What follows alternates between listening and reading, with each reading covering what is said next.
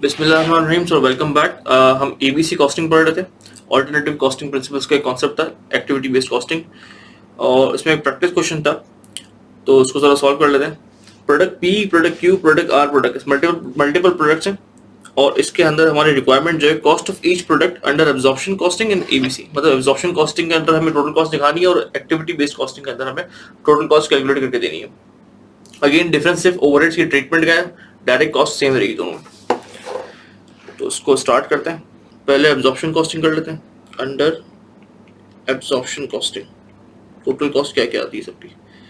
Product P, product Q, product R, product S. Material की cost दी हुई है, लेबर की भी डायरेक्ट दी हुई है। मटेरियल की कॉस्ट कितनी है पर यूनिट? 3 रुपीज।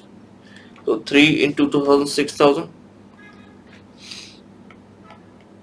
इसी तरह इसकी भी 6000 आ जाएगी, इसकी 3600 आ जाएगी, और इसकी 10,200 आ जाएगी। लेबर की पर यूनिट दी हुई है 4 रुपीज, और यूनिट्स कितने हैं? 2000। तो 8000, 3000, 10,800 और 11,900। ये आ गई डायरेक्ट कॉस्ट। अब आते हैं ओवरहेड्स पे। अब्जॉर्प्शन कॉस्टिंग के अंदर ओवरहेड्स को आपने सिंपली ये करना है कि टोटल ओवरहेड्स निकालने हैं, उसके मशीन आवर्स या लेबर आवर्स जो भी दिए हुए हैं उससे इसको डिवाइड करके इसका एब्जॉर्प्शन रेट निकालना है, और जिस जिस प्रोडक्ट में जितने जितने मशीन आवर्स लग रहे हैं उसके हिसाब से इसको अब्जॉर्ब करवा देना है या कैप्चर करा देना है या कॉस्ट चार्ज कर देनी है। तो आपने क्या करना है, ओवरहेड टोटल कितने हैं आपके पास? 3.5 लाख के। अगर आप सबको टोटल करें तो आपके पास 3.5 लाख के ओवरहेड्स आ रहे हैं यहाँ पे। इफ यू टोटल इट तो 2 लाख, 3 लाख और 3,50,000। ठीक है, इसको डिवाइड करना है आपने नंबर ऑफ आवर्स से। मशीन आवर्स पर यूनिट दिए हुए 2, तो कितने यूनिट्स बने यहाँ पे? 4,000। तो इस तरह मल्टीप्लाई करके आपने क्या करना है, सब प्रोडक्ट के मशीन आवर्स निकाल देने। P Q R S. 4,000, 1,500, 900 और 800। तो टोटल कितने हो गए आपके? 13,200।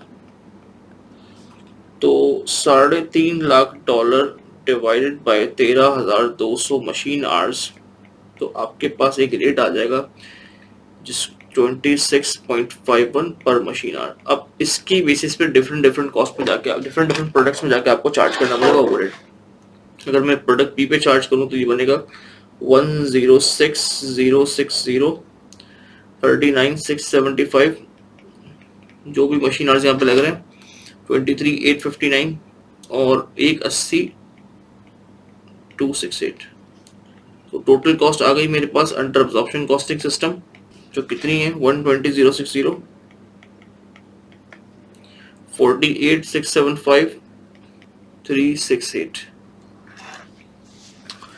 So this was the total cost under absorption costing। अब इसको हम अंडर एबीसी कैलकुलेट कर लेते हैं, activity based costing. Product P, product Q, product R, product S. Material, labour same cost रहेगी बिल्कुल। 6,000, 8,000, 6,000, 3,000, 3,600, 10,800, 10,200 और 11,900।